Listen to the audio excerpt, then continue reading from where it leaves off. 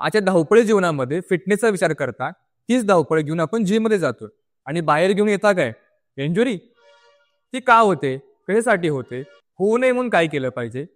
जसं की आपण मागच्या व्हिडिओमध्ये पाहिलं होतं की व्यायामाच्या वॉर्मअपमध्ये 3 स्टेप असतात. त्यामध्ये तिसरी स्टेप ही खूप महत्त्वाची आहे, ती म्हणजे मसल वॉर्मअप.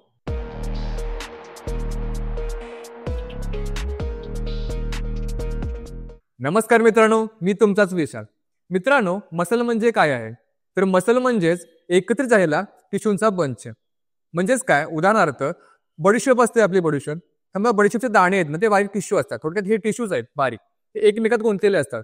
जेव्हा आपण व्यायाम किंवा वर्कआउट करतो, वजन उचलतो, तेव्हा ते फाटले जातात आणि ते रिकव्हरीचं काम एक न्यूट्रिशनचा भाग आहे. ते म्हणजे प्रोटीन, कार्ब ह्या सगळ्या गोष्टी दिल्यावरती ते भरले जातात आणि रिकव्हर होतात.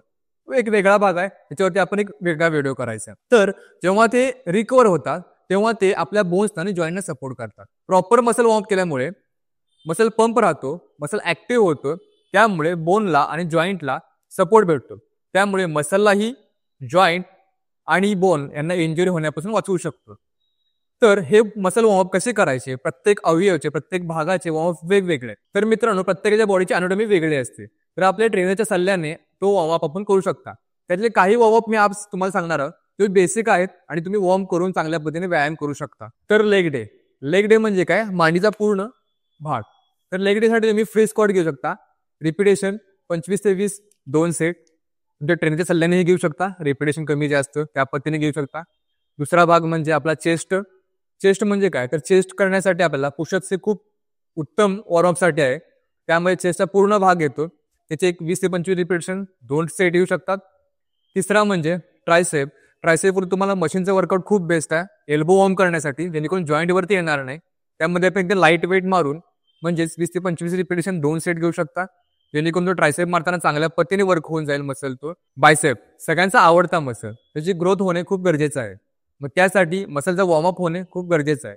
मग त्यामध्ये आपण हॅमर कर्ल घेऊ शकतो, बायसेप कर्ल घेऊ शकतो, अगदी लाईट वेट मध्ये घेऊ शकतो, जेणेकरून तो मसल चांगला वॉर्म व्हावा आणि पुढचा वर्कआउट आपला बायसेप चांगला व्हावा. जॉईंट म्हटलं की शोल्डर. सर्वात जास्त इंजुरी होणारा कॉमन जॉईंट म्हणजे शोल्डर. मित्रांनो, शोल्डर इंजुरी होणे सगळ्यात जास्त केसेस आहेत. त्यासाठी आपण शोल्डर हा मसल वॉर्म करणे खूप गरजेचं आहे. त्यामध्ये आपण ओव्हरहेड घेऊ शकतो, लॅटरल घेऊ शकतो. त्यामध्ये 20-20 रिपिटेशन 2-2 सेट घेऊ शकतो. दुसरा मसल येतो बॅक.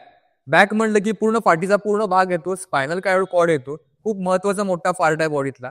त्यासाठी आपण सुपरमॅन घेऊ शकतो, लॅट पुल डाऊन लाईट वेट 2-2 सेट घेऊ शकतो, जेणेकरून पूर्ण बॅक आपली वॉर्म होईल आणि बॅक इंजुरी होण्यापासून वाचले जाईल. तिसरा महत्वाचा मुद्दा पाहिला तो म्हणजेच मसल वॉर्मअप. ही खूप महत्वाची गोष्ट आहे. अशाच प्रकारची व्हिडिओ पाहण्यासाठी माझे युट्यूब चॅनल, ज्याचं नाव आहे फिट विशाल केंगार, याला लाईक करा, शेअर करा आणि सबस्क्राईब करा. आणि मित्रांनो, हा व्हिडिओ कसा वाटला आणि तुम्हाला याच्याबद्दल आणि काय माहिती असेल याच्याबद्दल कळवण्यासाठी मला नक्की कमेंट करा. भेटू लवकरच.